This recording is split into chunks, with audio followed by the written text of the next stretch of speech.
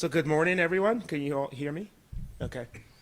Thank you for being here for today's press conference on the Colorado Voting Rights Act lawsuit. Today I want to talk about something that is bigger than election dates. Three things. First, protecting home rule. Second, protecting the dignity of lived experience. And third, protecting local democracy by keeping Colorado Springs elections focused on Colorado Springs. So number one, at its core, this lawsuit is an assault on home rule.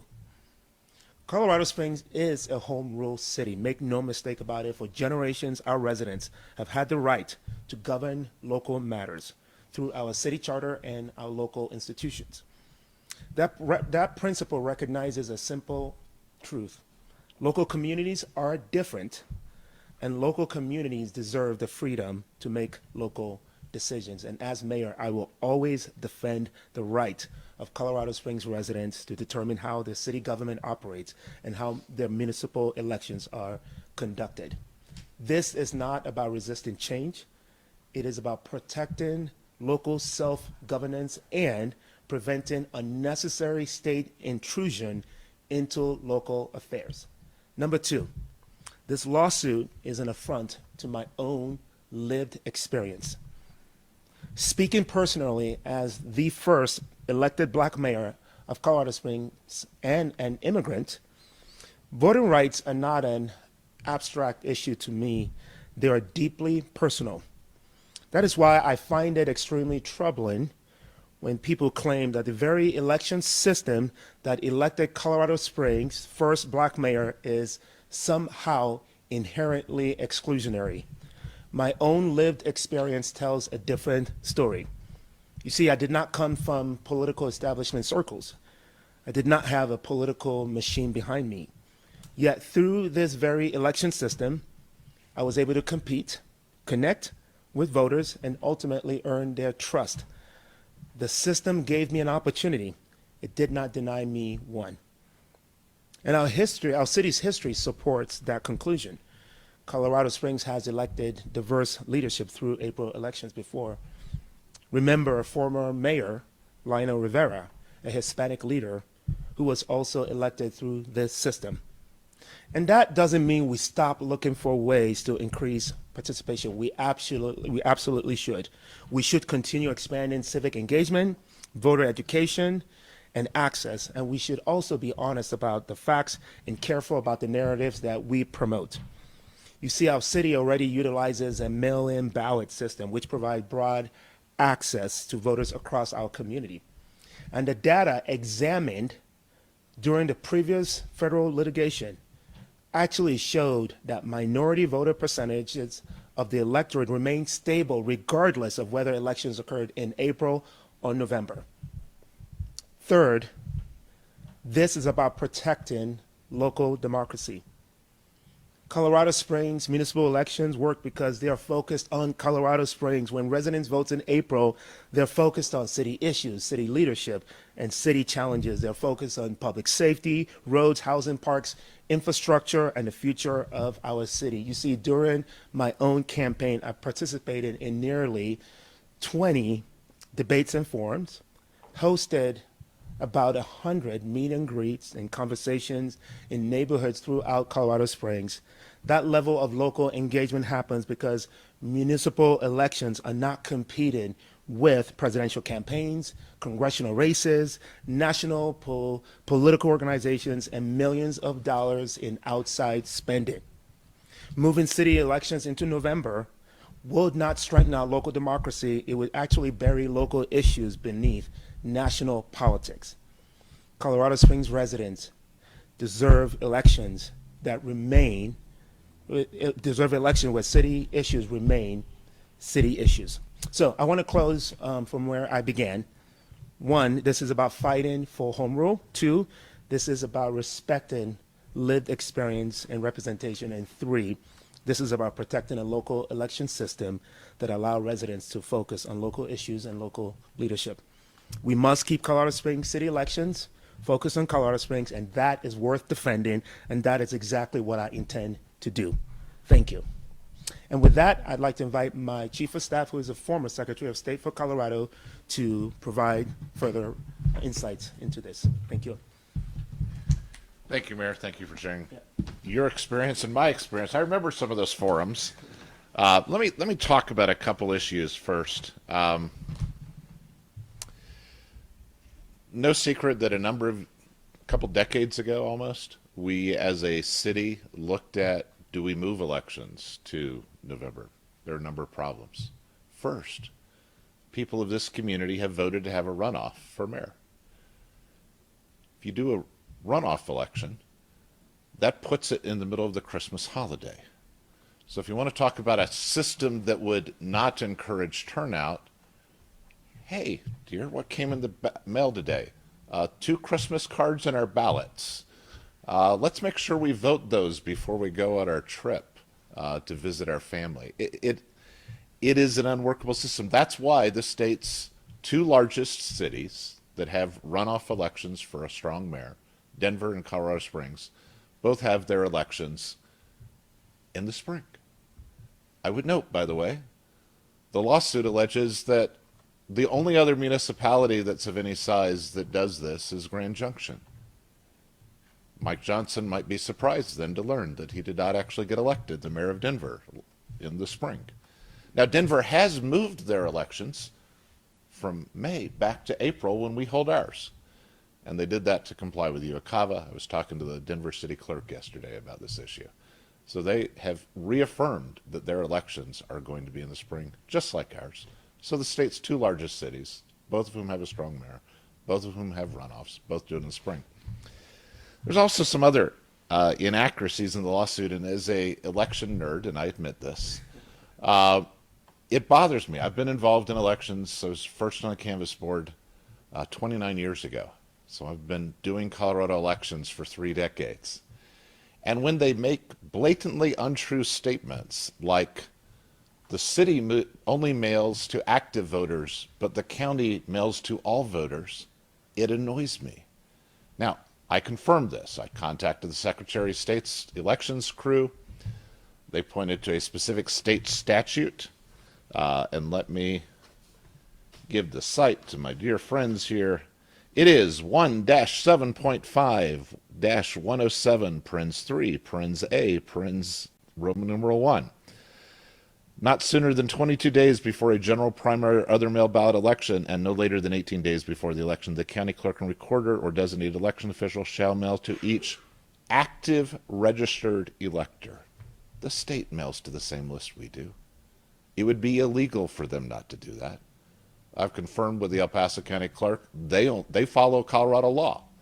They mail to active voters, and I know that's a central premise of their lawsuit because it's cited twice. It shows up in one of the articles about it. And yes, they do allege it, but they are not telling the truth, and that's disturbing. Because they know that, because of the prior lawsuit, we pointed out that that's not accurate, and yet they repeat the falsehood yet again, and that's disturbing for an election standpoint. There are other reasons why we do it. The mayor's pointed out the importance of having that open dialogue, that robust series of forums and elections that would get swallowed in the national news. Think of how many forums there have been for, say the state Senate races. If your news bureau has had multiple forums that have been broadcast for each of the state Senate races, then I missed those. There might have been one, but when we came to the mayor's race, there were a number of them, and that's because we want the focus to be on our local issues. With that, I would note, let's see, I think I've covered a couple of the inaccuracies that are there. I appreciate the chance to visit with you today. Our city is, okay, so let me just give you some numbers. We mail a ballot to every active registered voter, just like the county does, just like the law provides. How hard is it to return? We have 30 ballot boxes throughout the area.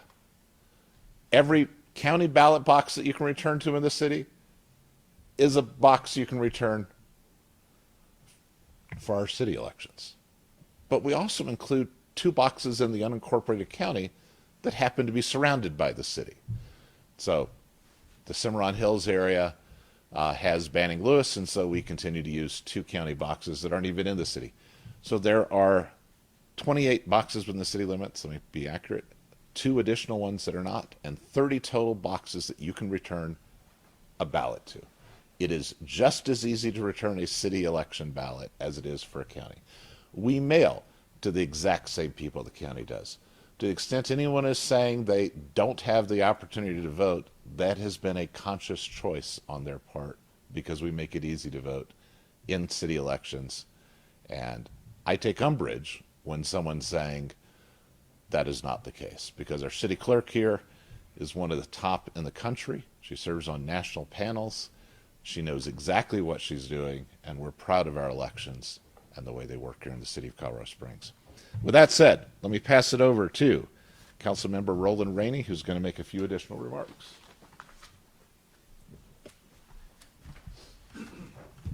Well, good morning, everyone, and thank you for being here. Thank you, Mr. Mayor. Thank you, Wayne, Chief of Staff. I'm City Councilman Roland Rainey, representing District 6, which is an absolute privilege and an honor to represent the great folks of District 6. Today, I would like to provide a little bit of perspective myself on this lawsuit, and that is an affront to who we are as Colorado Springs. Now, let me be clear. Colorado Springs, as the mayor has already mentioned, is a home rule city. That principle exists because local communities should have the ability to govern local affairs in ways that best serves its residents. I believe the decisions about our municipal elections should begin with the people of Colorado Springs, but not on the assumptions made outside our community. Let me repeat that. I want to make sure that everyone understands that the decisions that our municipal elections should begin with the people of Colorado Springs, not with assumptions made outside of our community. Now, this may shock you all, but I'm a black city councilman. I was elected to city council last year in April through the very election system that is now being challenged. Now, I could shock you with this other comment. Standing to my left is the first elected black mayor who was elected through the same system. So, what are we truly asking ourselves here? What are we truly trying to attempt here? What are we trying to resolve? And I say we, meaning these residents that filed the lawsuit. What are they trying to accomplish here? One of the strengths of the April elections is that we allow voters to focus on city issues, just like the mayor stated. Public safety, roads, parks, our neighborhoods. By changing our elections to November, we risk losing out on the critical opportunities for residents to be informed on their local candidates and issues, getting lost in the noise of the state and federal elections that often control the media cycles. I've been there. I understand it. I've seen it. And I can tell you, my residents, my constituents, they got to know me on a personal level in that April cycle because they were able to get to me and not fight through the muck of what's happening through the state and federal national level topics. Now, granted, I support expanding civic participation, but let us start by understanding why voter turnout for those communities may have decreased over time. Let's start with a conversation there first, not a lawsuit. How do we get them more involved? What are other ways to encourage voting and educating our residents? As the Chief of Staff stated, the ballots are mailed directly to you. There are election drop boxes across this great city of ours. So when you don't return a ballot, that is a choice. But when you talk about your right to vote, that is a sacred right that you have as a citizen, and never give up that right. But these are all goals we can unite around. I truly believe that. These are goals that we can get together and figure out how to make sure we're having larger voter turnout, no matter if it's a November election or an April election. Now, we know as a community that voting, as I mentioned, is a sacred right, but that right was bought and paid for by generations that gave their lives before us. So don't give up that right again. But protecting voter rights and protecting home rule, these are not competing values. They're not. They're not competing values. And we can and we should work with both. There is a world where you can really work with getting people to vote more and really enforce voter rights. And then there's a world where you can force and really hold true to protecting home rule authority. So those two things are never at odds with each other, and they should not be. Now, at the end of the day here, I do trust the people of Colorado Springs, not the state, to decide what type of local government we should be. And I think that oftentimes get lost, especially when that term home rule authority is constantly used. We, the citizens of Colorado Springs, get to determine how we govern, how we want to live here as residents of Colorado Springs, not an outside entity. So with that being said, I want to thank you all for being here today. And once again, home rule authority is a promise worth defending. Voter rights, yes, it is a right worth defending. But in this particular lawsuit, when you have standing before you a black elected city councilman and a black elected mayor, I find it hard to get through the muck of let's change because we feel that black and Hispanics are not receiving fair voting rights.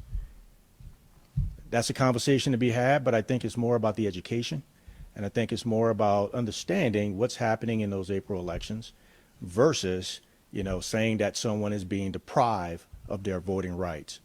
And I'm very adamant about that because too many people came before us and lost their lives, gave their lives, their blood, sweat, and tears to where we can have those rights.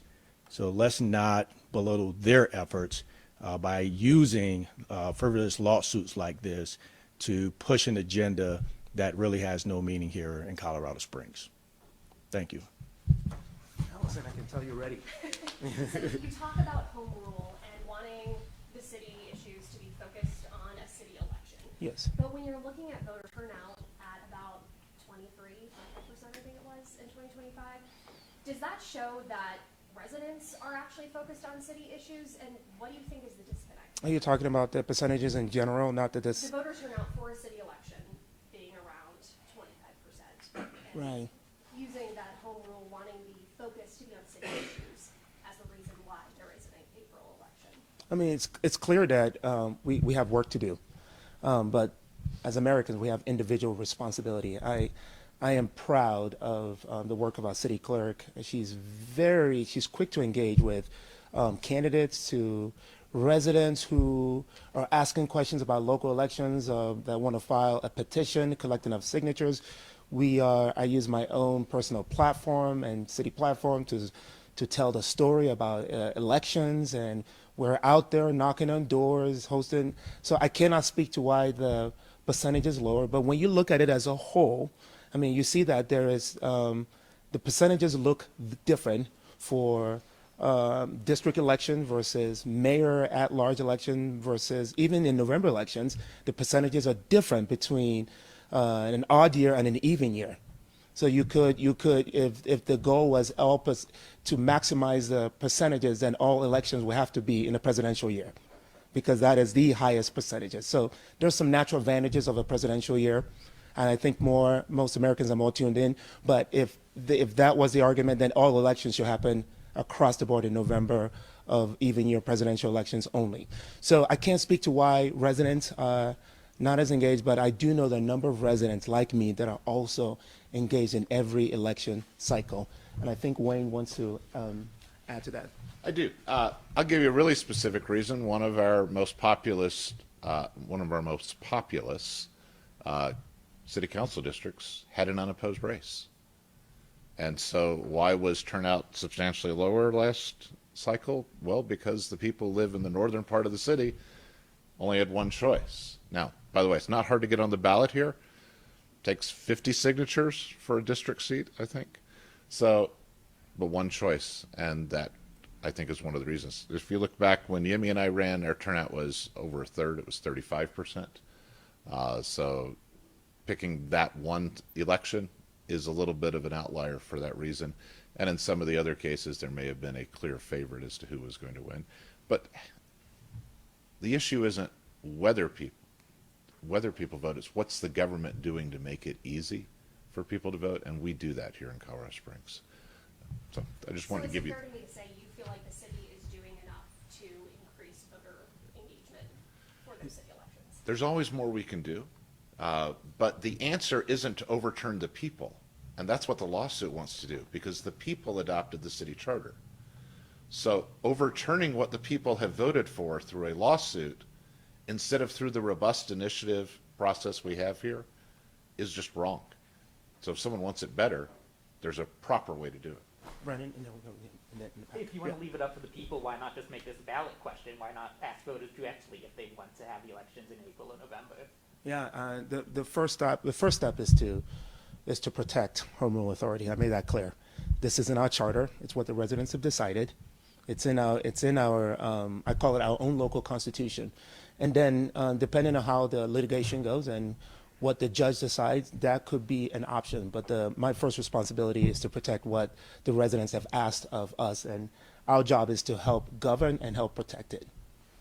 In a little bit of a different direction, as you guys talked about, there's other cities that have municipal elections in the spring. Why do you think this lawsuit chose Colorado Springs? Yeah, we're asking the same question too, because not to pick on our sister city, Denver, we feel like that makes more sense. So we have no idea. I mean, we've been through this already once.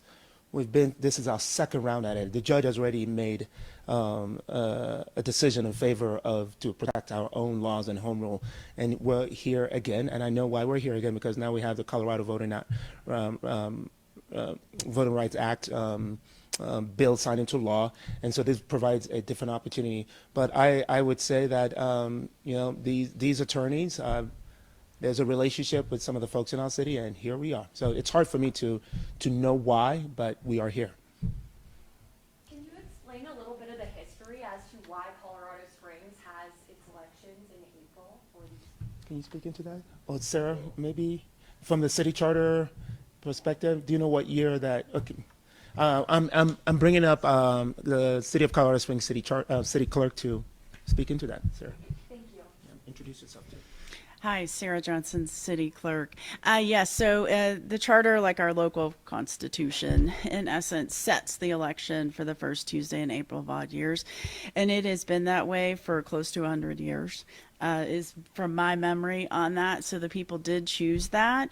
And just also to point out, if the people wish to change it, they certainly could do, as the mayor mentioned, a citizen initiative, rather than file a lawsuit. That was a choice made, but that certainly can be done. And if anyone's interested, just contact me. I told you she's always available. She wants to go to work for the people of Colorado Springs. Yes. Now, just for clarity, mentioning the people, who's the people that's trying to do the lawsuit? Is them like the residents, or is there? That's a great clarification. Sarah, would you mention the different names? Is that okay? I think it's public. Yeah. Already. Yeah. Yeah, I would say the original lawsuit was brought by folks out of Harvard, and this one uses a DC law firm that happens to have a Denver office, and so that's who is bringing the lawsuit in terms of who filed it. Now, of course, you may wonder if it's a Denver group of attorneys, how did they not know when they elected their mayor in Denver? Because how could they possibly assert that Denver isn't a municipality that elects its elects its mayor in the spring, since they live in Denver? And then there's one named plaintiff who's an individual, and there are 3 civic organizations that brought that. And I'm sure they've sent you a copy of the lawsuit, so it's all in the heading as to who they are. Brennan and then Allison. There are some city issues that are on the November ballot. I believe like 2C and the marijuana initiatives were both voted on in November 2024. Do you think that those are affected in any way by being aligned with those other elections? That's a great question. Yeah, there are city issues that show up in when needed in just about any election cycle, which actually benefits us to have multiple opportunities to go to the voters. So if you took away our own primary election, that creates actually less opportunities for us to do to see renewal, whether in November or April. So we approach our residents based off of the election cycle. So even having the multiple opportunities, I think is a benefit to our community. I don't know if you have anything to add to that. Yeah. So the turnout numbers that were highlighted in the lawsuit, does that give y'all any heartburn about people missing out on the political process? Wayne, can you speak into that? Sure. And then Alice, you next.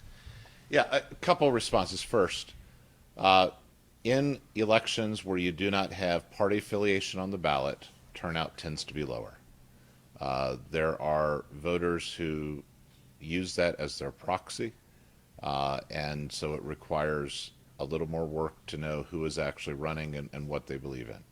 It's one of the important things that our media partners do is help provide that information through candidate guides and other information, but it requires a little more work. And so you do tend to have, if you look in the November odd year elections, those are also a lower turnout. But in terms of restricting, we have not done any of that restricting. People make a choice, and they have the right either way. But we make it easy, right? We send a ballot out. So it's not a secret election. Ballot shows up in your box just like it does for the November elections, and you choose whether or not to return it. It is also, as I pointed out, 30 different spots you can do it. There's also, of course, the post office you can return the ballot through. So it's very easy to vote in Colorado. So it's not an ease issue. It's a choice issue.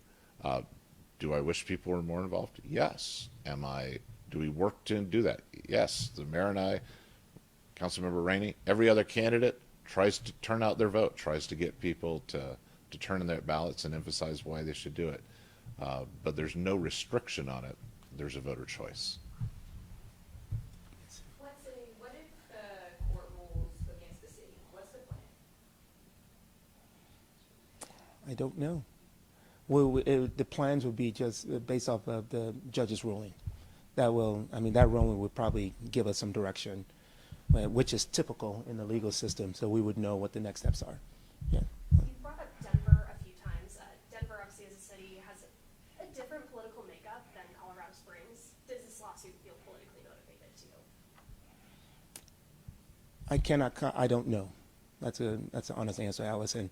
But what I can say that this one, we've been fighting to sustain and retain our home rule authority. And this feels like the ultimate assault on home rule authority. And so that is what I am fighting for. And I'm more fired up than I'll say this because I told the governor, I asked him not to sign that bill. I explained to him where we're at as a community. And he needs to do what he needs to do, and I need to do what I need to do. Yes. I thought I saw another. Yes. Could you maybe expand on why you asked the governor not to sign that bill? Because I knew we would be here. Okay. Yeah. This is frankly distracting from the work of our residents. Last time I did a town hall last time we did surveys, last time I did telephone town halls, which happens for whatever reason. That's usually when residents, believe it or not, you have 20 times as many people engaged in a telephone town hall than even a physical town hall. Not once has this come up. So our state has we have a now modern day history of solving problems that are not even the top issues. I can tell you what our residents are asking of me. They want me to they want me to maintain what we already have. That is the clearest message I've received from our residents. It's why I've doubled down on the fundamentals of local government, which is keeping our community safe, fixing our roads and bridges, taking care of our parks. And then you step outside of that, and we have issues around housing, homelessness. These are the issues that our residents, I knew that signature, while I think you've heard even Councilmember Rainey said we also believe in civic education and voter access and making it easier for people to vote. But I don't think this is the solution. I think this costs a lot of money, taxpayer money. It's a waste. It's a taking our eyes from the ball of the work our residents have actually asked us to do. And here we are, having a press conference about a mandate our residents have given us in their own local constitution, and now we're about to go into lawsuit. And this is a waste of money at the end of the day. Brandon, yeah, and Mackenzie. Going off that point a little bit, the city usually doesn't do a full press conference. Right. Lawsuits, in fact, you usually don't comment on active lawsuits. Absolutely. in the city. So why have this press conference? Wayne, would you like to take this one? Sure. We actually talked about this one yesterday. We knew this was coming. Yeah, it's true. So first, most lawsuits are not a direct assault on the people's right to vote in Colorado Springs. The people voted to adopt a charter. And so when you're actually going after the people of this community and telling them their votes don't matter, because the people in Denver know better than you do what you want, that is a reason to specifically speak out, to protect the people's right to vote in this community. And the fact that folks in Denver think they should control things. By the way, they could have filed this in El Paso County or in Denver. If you look carefully, you'll notice where they filed it. They chose to file it in Denver, because they don't even want an El Paso County judge or an El Paso County jury to have any say in when elections in a city in El Paso County are going to take place. So if that makes any sense to you, then you're probably a Denver lawyer. Whereas we believe it's important to stand up for the people of this community, and that's why we're doing a press conference and responding specifically to it in this case. Yeah, Mackenzie. How much do you anticipate that fighting this lawsuit will cost the city? We don't know yet. Yeah, but that would be all public information accessible to you. And Yeah. also, what is the city doing specifically to help engage civic engagement, right? To encourage civic engagement? Sarah, can you speak into that? And would you speak also into what the county does as well, because they also do a good job. Yeah, I'm Sarah Johnson, city clerk.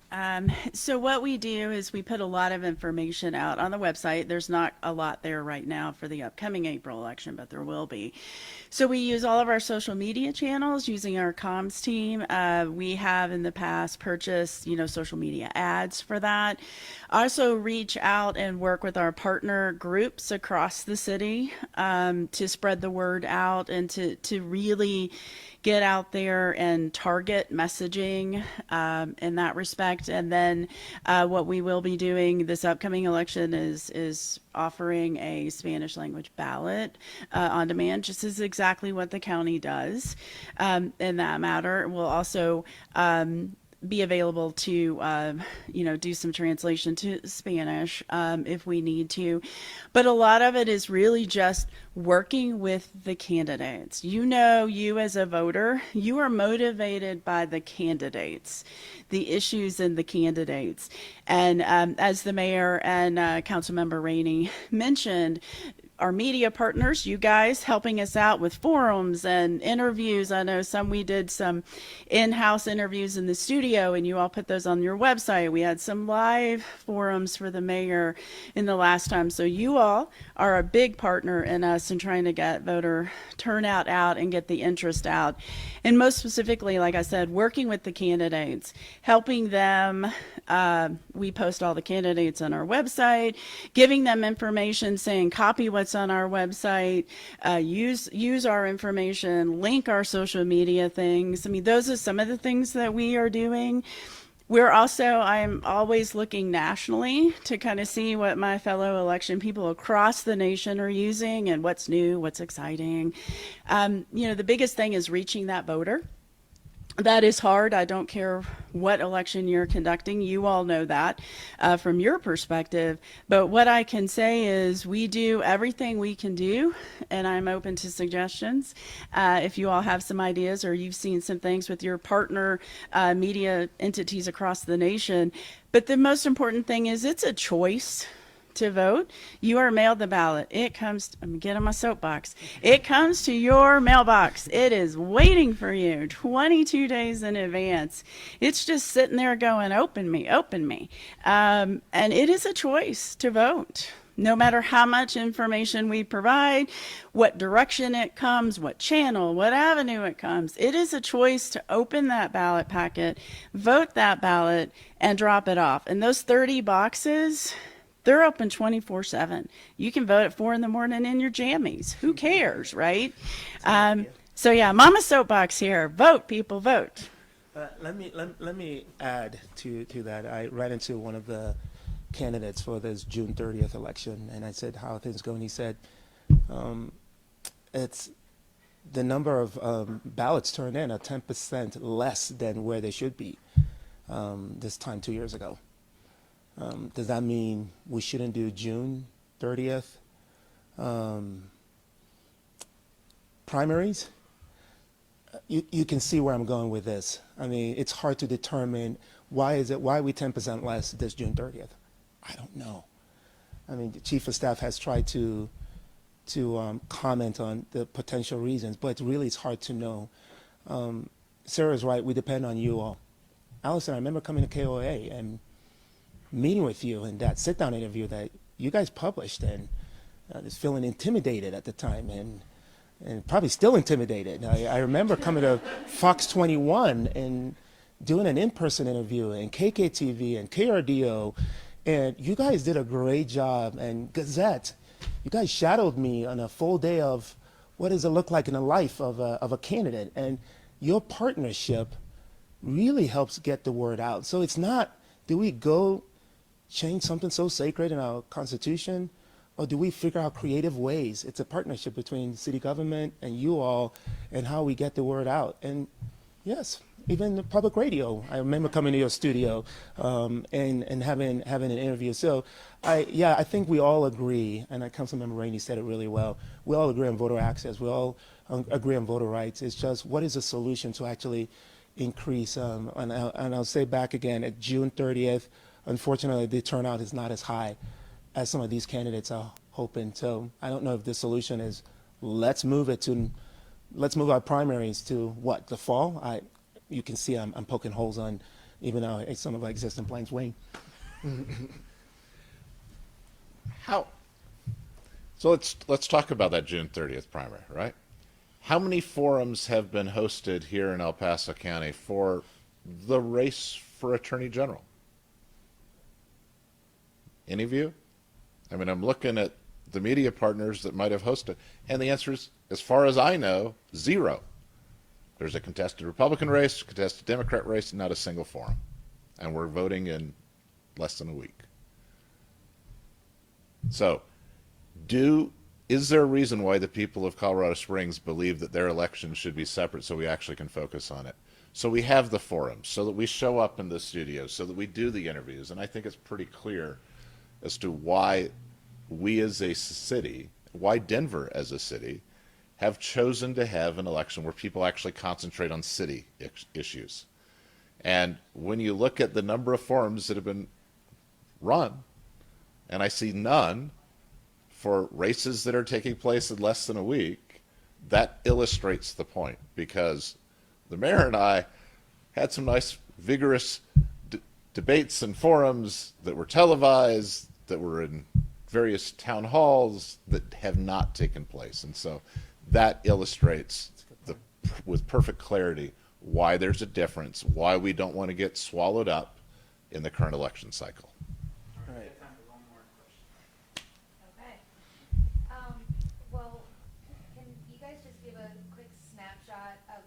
lawsuit and how that played out? Yeah, okay. And let Wayne start Actually- in, yeah. Sir? Great question, by the way, yeah. So the last lawsuit was filed in federal court. It was an actual federal lawsuit under the Federal Voting Rights Act.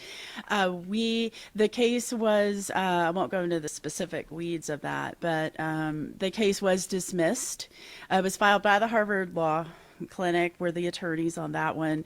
League of Women Voters of the Pikes Peak was also a local rep. They are also involved in this lawsuit. Common Cause is a new entity coming in on this current lawsuit. The federal lawsuit, it was dismissed on the first go round, dismissed after we did all the other work through the court system. They appealed and it was withdrawn before the judge could make a ruling on it in the appeal cycle, because the Colorado legislature then passed the Colorado Voting Rights Act. And they knew, I am saying this, they knew they could then sue under that. Thank you all. Any individual interviews? I have a meeting, but, yeah. Yeah, I did tell him I'd give him some numbers beforehand, so this, so the, Yeah, okay. the claim that there are inactive voters that are not sent a ballot, and I contacted the county clerk's office so I could actually tell you who these people are, and here is, my phone's not as quick as it should be. So there are, in the city of Colorado Springs, there are 53,828 inactive voters. Okay, now I'm sitting where I'm supposed to. There are 53,828 voters. 36,985 of them had a undeliverable ballot, meaning the post office sent it back and said this person isn't here anymore. 5,471 had other election mail where the post office said they were not there anymore. And 11,372 filled out a national change of address that said, we're not there anymore. So the 53,000 people who are not sent a ballot are not there anymore. That is why neither the state, nor the county, nor the city, nor any special district mails ballots to people who are not there anymore. So just to clarify why we don't send the ballots, because they're not there anymore. And so, but that's the claim in the lawsuit, is somehow the county is doing this, which the county doesn't, because the county follows the law. The state doesn't, because the state follows the law. The city doesn't, because the city follows the law. So I just wanted to give that numbers, because I did promise I would tell you that. Thank you all for coming. I believe Councilmember Rainey and Chief of Staff Wayne Williams will be here for interviews. I have a meeting, and it's good to see you all. See you again. Thank you.